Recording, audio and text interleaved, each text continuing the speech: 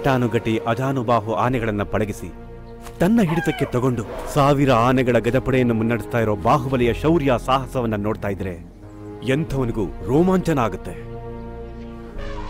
ಮಂಜು, ನೀನ್ ಯಾವಾಗ್ಲೂ ಬಾಹುಬಲಿ ಜೊತೆನೇ ಇರ್ತೀಯ. ರಾಜವೈದ್ಯರಿಗೆ ಜೇನ್ ತಂದ್ಕೊಡದ್ಬಿಟ್ಟು ನೀನ್ ಯಾವಾಗ ಬಾಹುಬಲಿ ತರ ಪರಾಕ್ರಮಿಯಾಗೋದು? ಎಲ್ಲಾದ್ರೂ ಉಂಟೆ ಜಟ್ಟಿಗಳೇ, ಬಾಹುಬಲಿ ತರ ಇನ್ನೊಬ್ಬ ವೀರ ಹುಟ್ಟೋಕೆ ಸಾಧ್ಯನೇ ಇಲ್ಲ.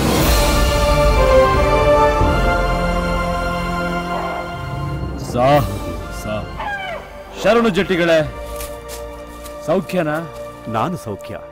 ನಿಮ್ಮ ಗಜಪಡೆ ಹಾಗೂ ಕಾಡು ಜನರ ಸರ್ಪಗಾವಲಿನಿಂದ ನಮ್ಮ ರಾಜ್ಯ ಮತ್ತು ಜನಗಳು ಸದಾ ಸೌಖ್ಯ. ಎಲ್ಲ ಸಾಂಬವೇಶ್ವರನ ಆಶೀರ್ವಾದ. ಮಹಾಪ್ರಭುಗಳು ನಮ್ಮ ತಾಂಡ್ಯದ ಮೇಲಿಟ್ಟಿರುವ ನಂಬಿಕೆ. ಪ್ರಭುಗಳು ತಮ್ಮನ್ನು ಜೊತೆಯಲ್ಲೇ ಕರೆದುಕೊಂಡು ಬರ ಹೇಳಿದ್ದಾರೆ. ಬನ್ನಿ ಹೋಗೋಣ. ದಂತಿದುರ್ಗದ ವಿರಾಟ ರಾಜ ಜಯಸೂರ್ಯ ಬಹದ್ದೂರ್ ವಿಕ್ರಮಪುರಿ ಅರಸನಿಗೆ ಪತ್ರ ಕಳಿಸಿದ. ಪತ್ರದ ಒಕ್ಕಣೆ ಹೀಗಿತ್ತು: ವಿಕ್ರಮಪುರಿಯ ಪ್ರಜೆಗಳೇ, ನಮ್ಮ ಕಾಲ್ತುಳಿತಕ್ಕೆ ಸಿಕ್ಕು ಧೂಳಿಪಟವಾಗಬೇಡಿ. ನಮ್ಮ ಷರತ್ತುಗಳಲ್ಲಿ ಒಂದನ್ನು ಒಪ್ಪಿಕೊಳ್ಳಿ. ನೆರೆ ರಾಜ್ಯಗಳ ಅರಸರು ಸೋತಾಗ ನಮಗೆ ಶರಣಾದಂತೆ ವಿಕ್ರಮಪುರಿಯವರು 300 ಆನೆಗಳು, 1000 ಕುದುರೆಗಳು, ಗಂಧದ ವಿಗ್ರಹಗಳು, ಚಿನ್ನದ ನಾಣ್ಯಗಳನ್ನು ಕಪ್ಪದ ರೂಪದಲ್ಲಿ ಪ್ರತಿ ವರ್ಷವೂ ಕೊಟ್ಟು ಶರಣಾಗಬೇಕು. ಮೊದಲ ಷರತ್ತಿಗೆ ಒಪ್ಪದೇ ಹೋದಲ್ಲಿ ವಿಕ್ರಮಪುರಿಯವರು ದ್ವಂದ್ವ ಕಾಳಗಕ್ಕೆ ಸಿದ್ಧರಾಗಬೇಕು. ಕಾಳಗದಲ್ಲಿ ಸೋತರೆ ವಿರಾಟರ ಬಾವುಟದ ಅಡಿಯಲ್ಲಿಯೇ ಬದುಕಬೇಕು. ನನ್ನ ಈ ಆದೇಶವನ್ನು ಮೀರಿದರೆ ಸ್ವಾಭಿಮಾನದಿಂದ ಬಾಳುತ್ತಿರುವ ಕನ್ನಡಿಗರ ಮಾನಾಭಿಮಾನ ನಿಶ್ಶೇಷವಾಗುತ್ತದೆ.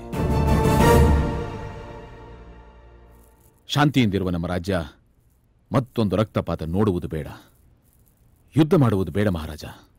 ನಾವು ಕಾಳಗಕ್ಕೆ ಸಿದ್ಧರಾಗೋಣ.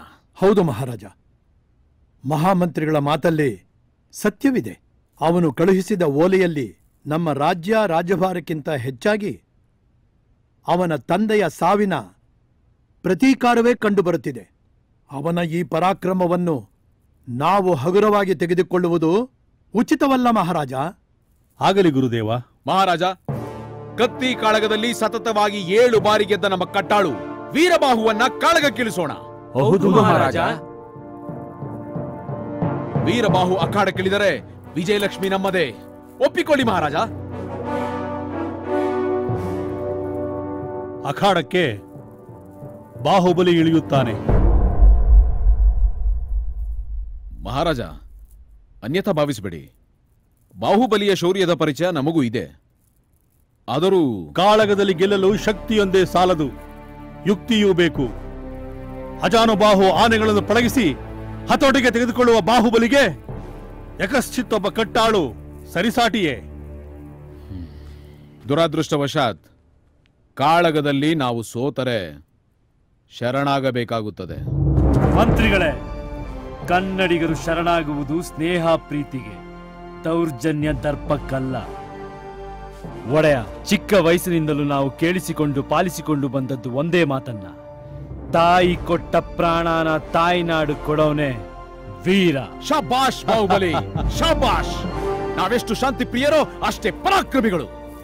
ಕಾಳಗಕ್ಕೆ ನಾವು ಸಿದ್ಧರಾಗಿದ್ದೇವೆ. ಘೋಷಣೆಗಳು ಮೊಳಗಲಿ.